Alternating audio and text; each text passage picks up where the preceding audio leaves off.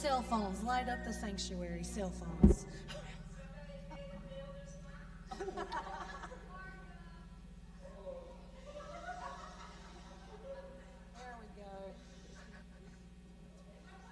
There we go.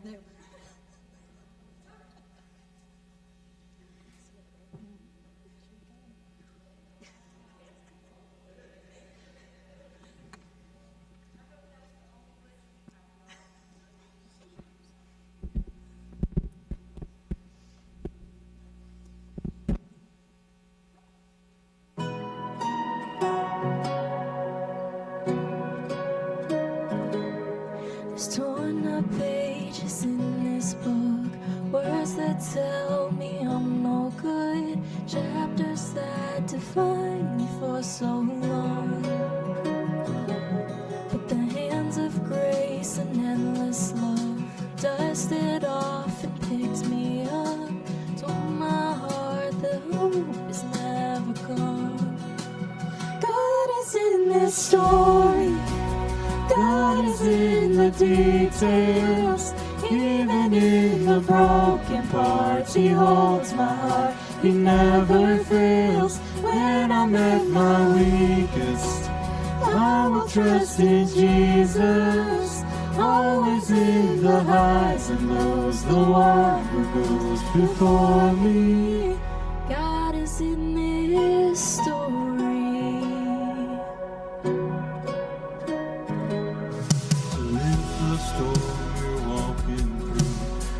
Like it's too much and you wonder if He even cares at all.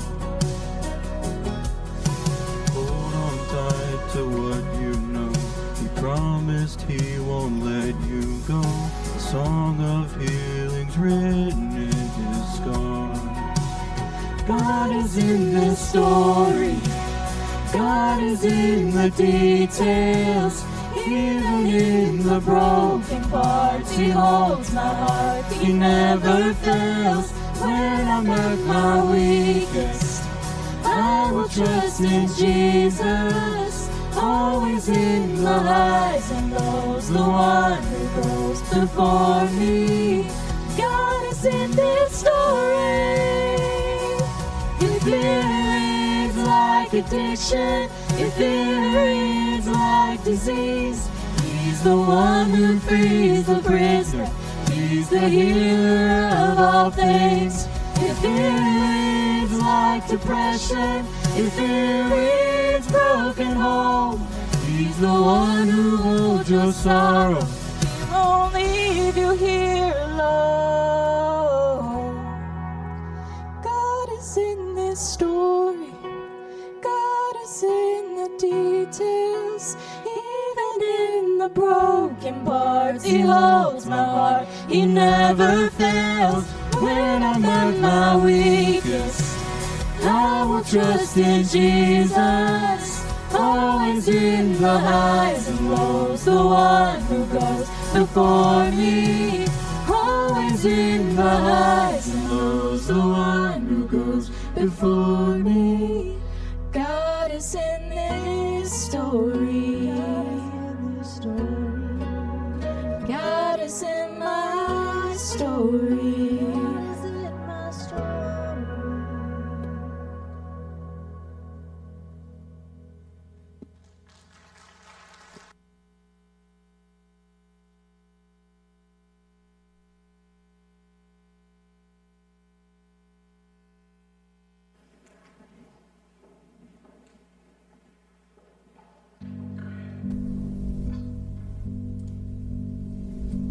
Sometime later, God tested Abraham. He said to him, "Abraham." "Here am I," he replied. Then God said, "Take your son, your only son, whom you love, Isaac, and go to the region of Moriah. Sacrifice him there as a burnt offering on a mountain I will show you." Early the next morning, Abraham got up and loaded his donkey. He took with him 2 of his servants and his son Isaac. When he had cut enough wood for the burnt offering, he set out for the place God had told him about.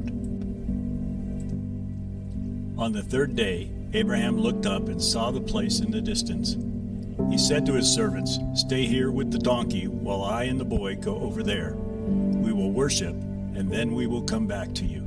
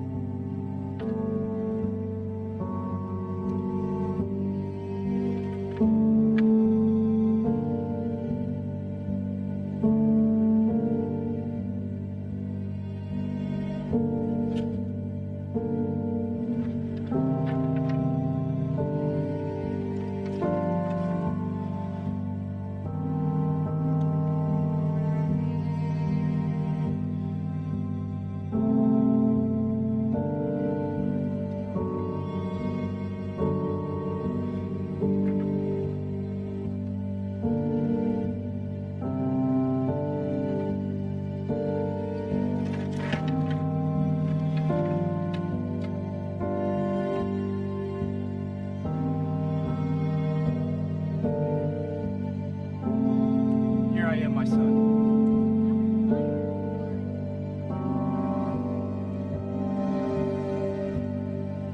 The Lord will provide himself a lamb, my son.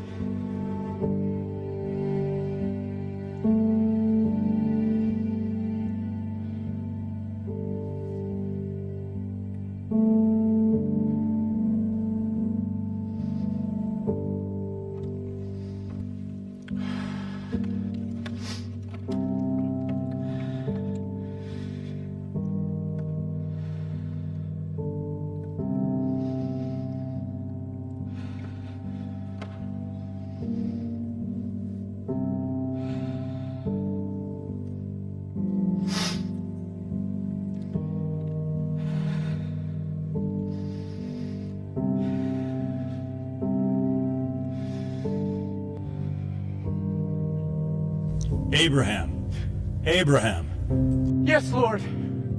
do not lay a hand on the boy. Do not do anything to him. Now I know that you fear God, because you have not withheld from me your son, your only son.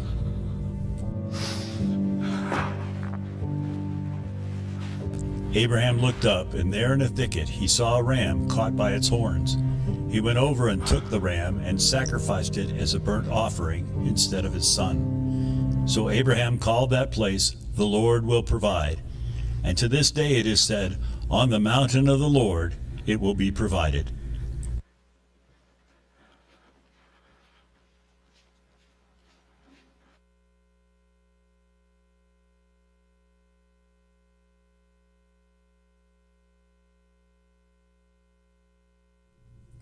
What you just witnessed was not just a story. It was not just a test.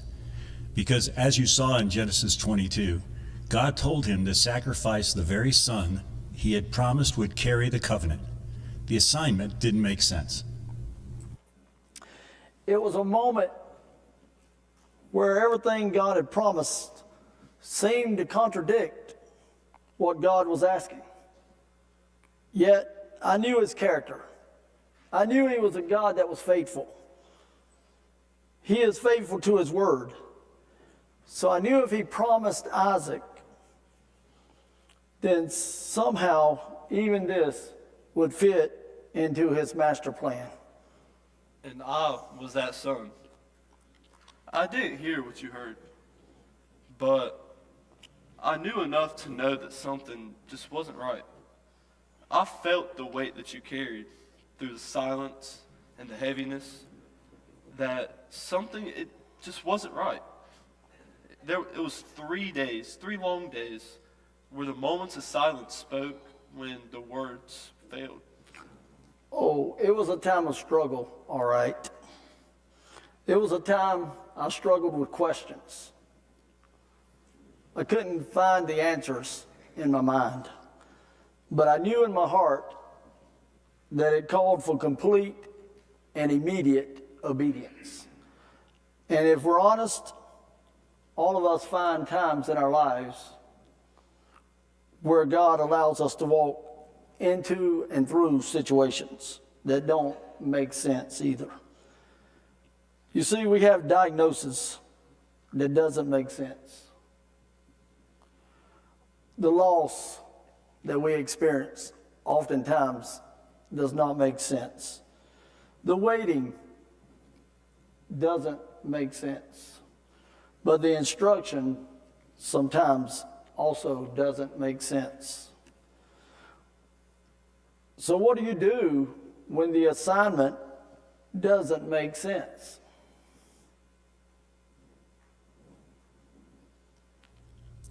Take now your son, your only son Isaac, whom you love. In that, can you imagine hearing those words? Take now your son Isaac, whom you love. You see, God wasn't just asking for some random thing. He asked for what I love the most. And I was what you loved most. I didn't hear the voice of God that you heard, but I felt the weight that you carried, the silence and the heaviness. There was something just off about you through those 3 days. The thing was, there was no question what he was asking me to sacrifice. He was asking me to sacrifice you. He was specific. He said, your son, your only son Isaac, whom you love. You see, God will often put his finger on the very thing that has the deepest place in our hearts. And sometimes you don't realize that you're a part of somebody else's test. Sometimes you may even be the thing that's being laid on the altar. God had already promised that you, Isaac, was the future. So here I am now caught in between what God said before and what God was saying then. And I was caught between that tension. The thing is, God is never contradicting himself. So that was what was so confusing. He was revealing and testing my obedience and my trust.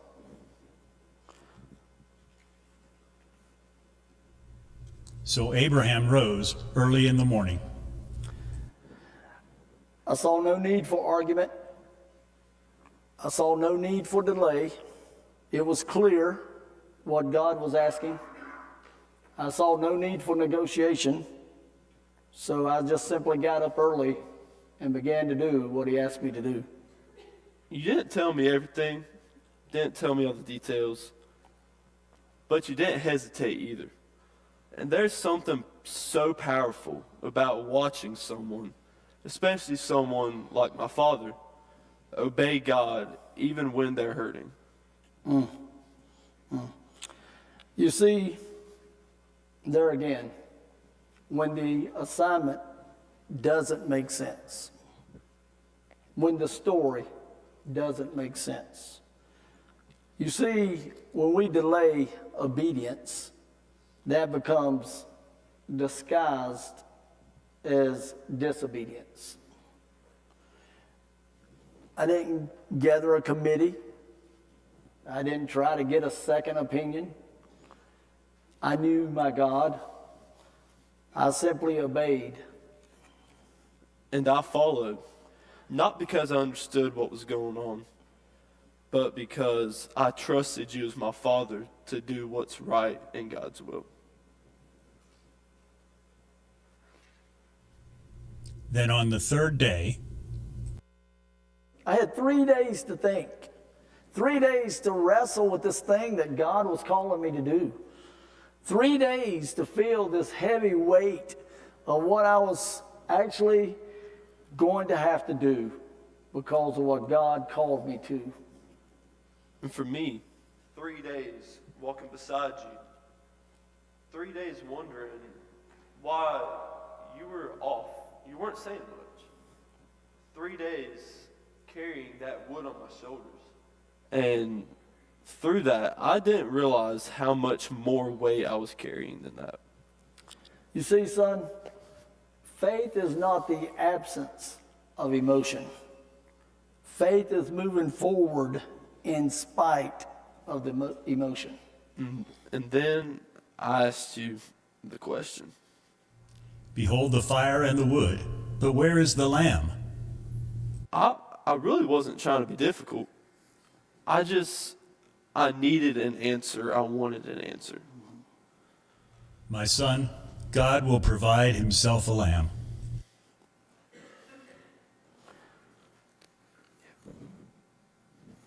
I didn't say how, I just declared who. And in that moment, I had to decide for myself if I should trust God in the same way that I've always seen you do. And Abraham stretched forth his hand. This was the moment. That was the moment. That was the telling moment. The knife was raised. I had gone all the way. And I was laying there on the altar. I wasn't a child too small to resist. I wasn't forced to stay there. I could have fought him, could have fought you. I could have tried to run. And why? What made you stay? What were your thoughts? What were you thinking? I stayed because as a young boy, I trusted you as my father, and I believed that you trusted God. And your faith, my son, it was just as profound as mine. You too believed. You had to believe the God that I trusted in. That he was able, even then. Abraham, Abraham, lay not your hand on the lad. God stopped me just at the right moment. But he did not stop himself. If you can trust him with what you don't understand, you will discover he has already provided what you need. The question is, will we trust him, even when it doesn't make sense? And that voice of God was so relieving. It was just a sound of mercy. You see, God will often wait until we are fully committed before he reveals how he's going to provide. The ram was already there, caught by divine design. We just couldn't see it yet.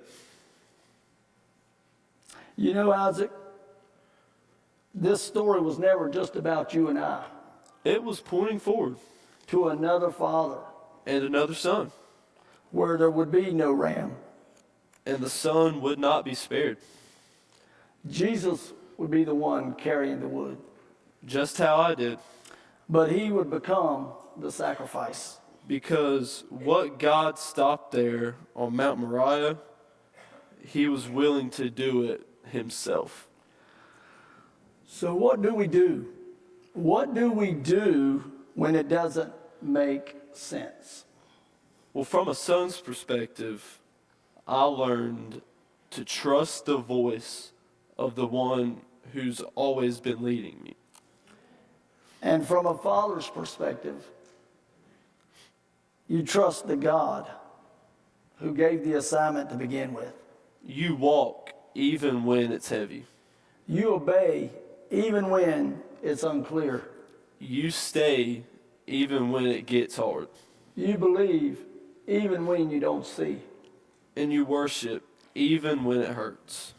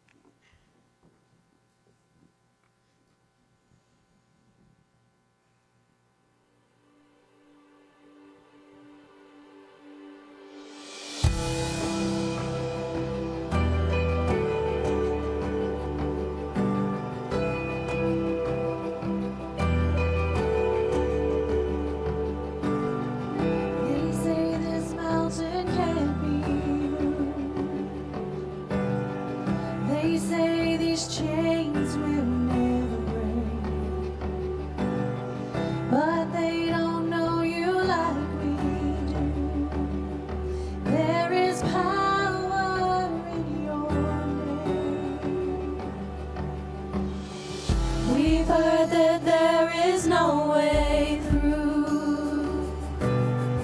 We've heard the tide will never change. They haven't seen what you can do. There is power in your name. So much power in your name. Move the immovable, break the unbreakable. God, we believe. God, we believe for it. From the impossible, we'll see a miracle. God, we believe. God, we believe for it.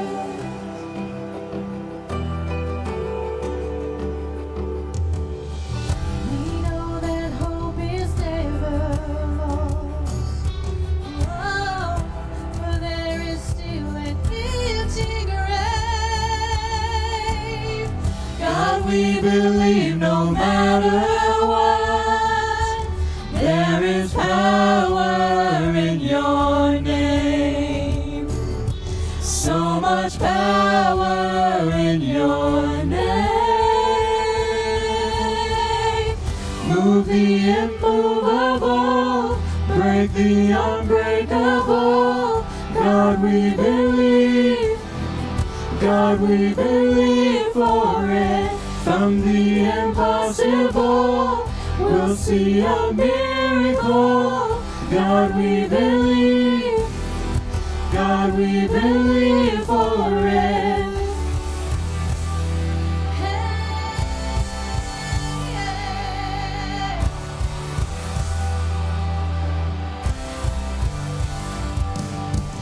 You are the way when there seems to be no way. We trust in you, God, you have the final say. You are the way when there seems to be no way. We trust in you, God, you have the final say. You are the way when there seems to be no way. We trust in you, God, you have the final say. Move the immovable, break the unbreakable. God, we believe. God, we believe for it. From the impossible, we'll see a miracle. God, we believe. God, we believe for it. Move the immovable, break the unbreakable. God, we believe. God, we believe for it. From the impossible, we'll see a miracle. God, we believe. God, we believe for it.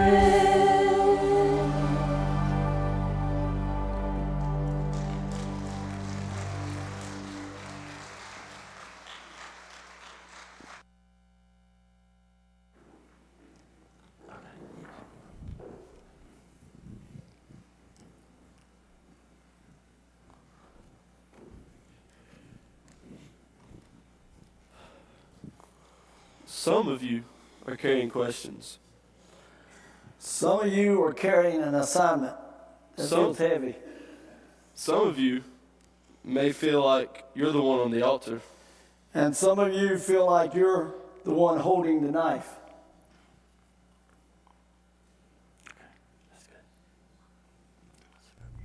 By faith, Abraham, when God tested him, offered Isaac as a sacrifice. He who had embraced the promises was about to sacrifice his one and only son. Even though God had said to him, "It is through Isaac that your offspring will be reckoned." Abraham reasoned that God could even raise the dead, and so in a manner of speaking, he did receive Isaac back from death.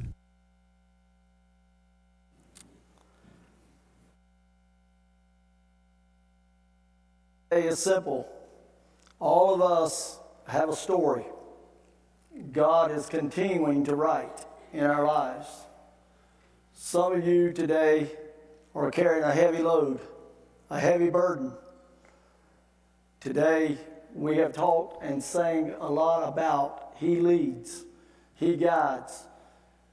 We have to trust, we have to obey.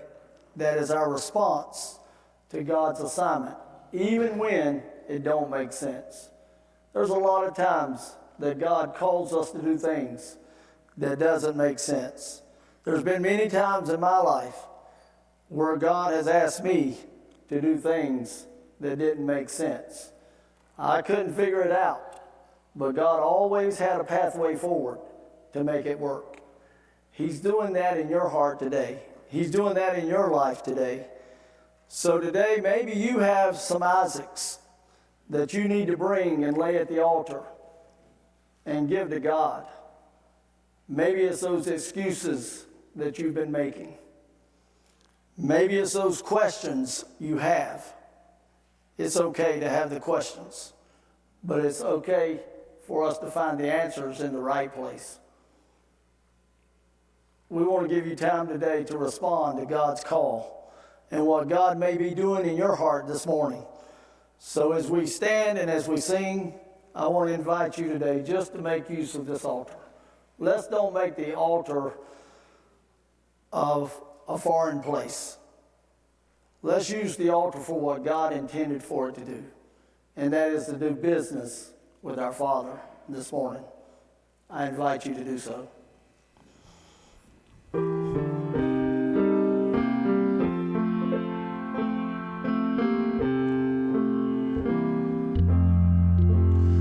When we walk with the Lord.